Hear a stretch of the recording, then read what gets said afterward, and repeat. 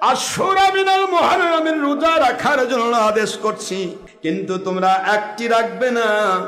আমি মদিনায় গিয়ে দেখলাম ইহুদিরাও আশুরার রোজা রাখে। সুবহানাল্লাহ, জোরে কর না। আল্লাহর বন্ধু বলেন, ইহুদিদেরকে জিজ্ঞাসা করলাম তোমরা রোজা রাখছো কেন? ইহুদিরা বলে, নবী গো, আপনার উপরে তো ওহী নাজিল হয়েছে।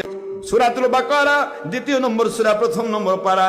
আল্লাহ পাক বলে দিলেন, ওই সময়ের কথা, যেই সময়ের কথা তোমরা স্মরণ করো। ওয়াইদ ফারাকনা বিকুমুল বাহরা, তোমাদের জন্য আমি মুসা নবী আলাইহিস সালামের জন্য, উম্মতের জন্য আমি একটা নয়, দুইটা নয়, 12টা রাস্তা বানিয়ে দিলাম নীল সাগরের ভিতরে, মতান্তরে লোহিত সাগরের ভিতরে।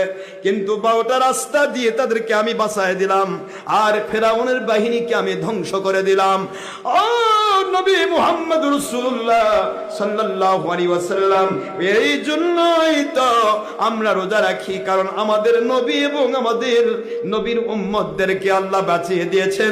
এই দিনটা ছিল আশুরা মিনাল মুহাররাম, আশুরার দিনে, এই জন্য আমরা আশুরার রোজা রাখি। হুজুর বললেন, তোমরা ইহুদি রোজা যদিও রাখছো, কিন্তু পরের নবীকে মানা তোমাদের জন্য ফরজ ছিল, মানলে না।